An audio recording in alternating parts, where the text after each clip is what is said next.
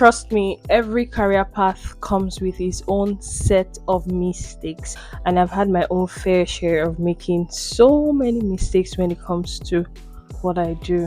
I'm a UI UX designer here at paulnocode, but prior to working for paulnocode, I've worked as a freelance UI UX designer as well as working as an in-house designer for other agencies.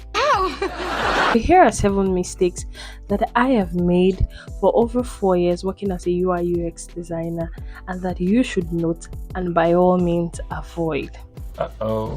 Number 1 mistake that I made was jumping straight into high fidelity. I mean, UI UX has a process that should be followed. There's the ideate part, there's the design part, there's the defining part, there's the evaluation part. I, as a new designer, as a junior designer, would skip all of these processes and just jump straight to high fidelity, copying designs from Dribble and Behance just in a bit to impress stakeholders or to impress clients that I was working with at the time.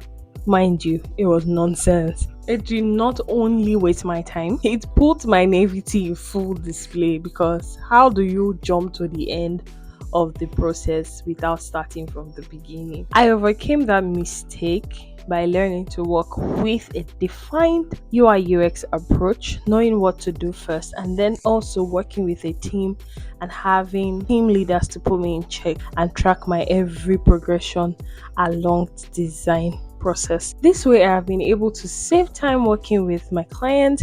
I've been able to give them value for their money. I've been able to get the right thing done at the right time. The second mistake I made as a UI UX designer was not communicating early enough my progress. Now, this was because at the end of every work week or at the end of every work day, if I had not done substantial work that would fill an entire A4 sheet in form of report, I felt I had not done anything. Now, again, that is absolute nonsense. When working with people, you have to keep them up to date, even with the smallest changes and updates that you make as the project progresses. That is one mistake I am never going to make again, because it causes a disconnect between you and your team members or between you and your clients. Really interesting. The third mistake, and even the most interesting in my list, is showing off during meetings, stand-ups, or presentations. Now, I always had eureka moment as I designed or as I worked on a project, and instead of relating this with my team members or with my design lead, I would hold on to these ideas and intend to show off with them during presentations or during stand-ups. Trying to impress you people. And what did it cause?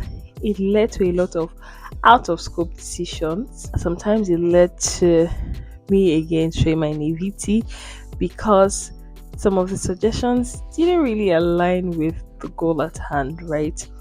And it also showed unprofessionalism, because when you're working with an agency, when you make presentations to a client, all members of the design team are supposed to be coherent in their decisions, supposed to be coherent in their progress statement. But then here I am telling the stakeholder or telling the team lead of this really brilliant idea that other team members are not aware of. And then it showed that we were quite unprofessional in our relationship and rapport with ourselves. I stopped this by learning to listen more during stand-ups and only answer questions that were directed at me.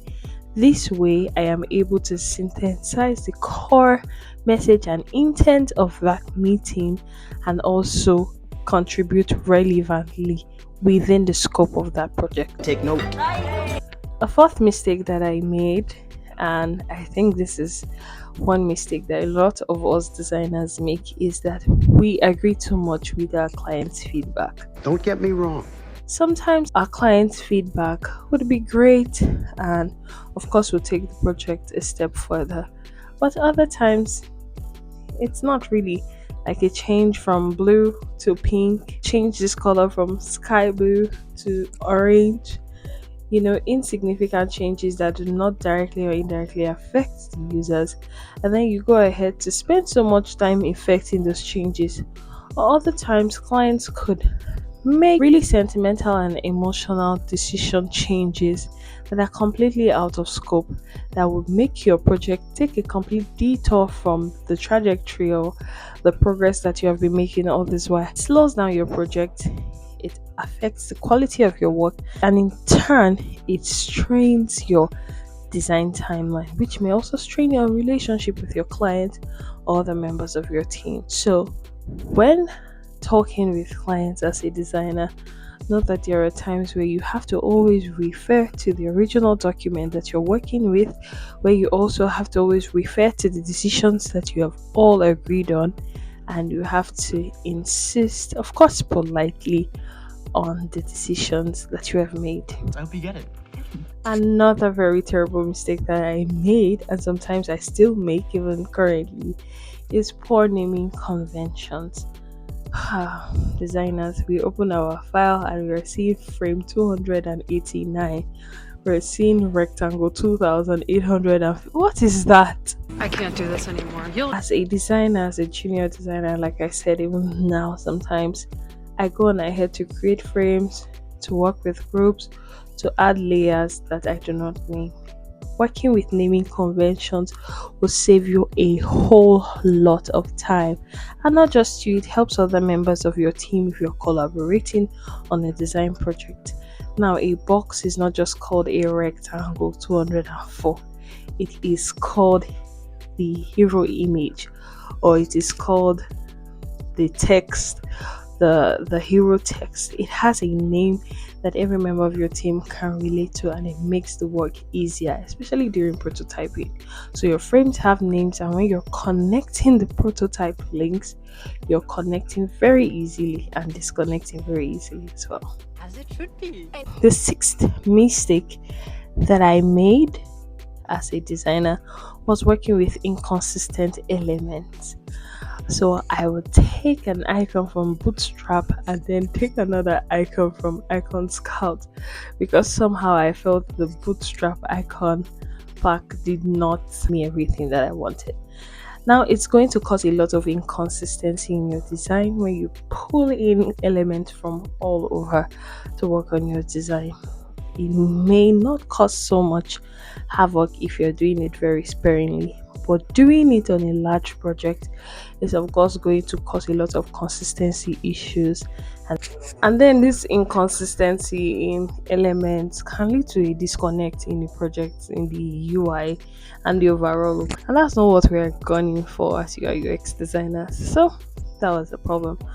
What I found out was to, of course, ask questions and reach out to colleagues who had very reliable and robust systems, as well as icon packs, design elements I could use, and it helped me in maintaining consistency across my design. Now, the last mistake that I made as a designer, which is something that you should completely avoid, is using freehand dimensions. I mean, who does that?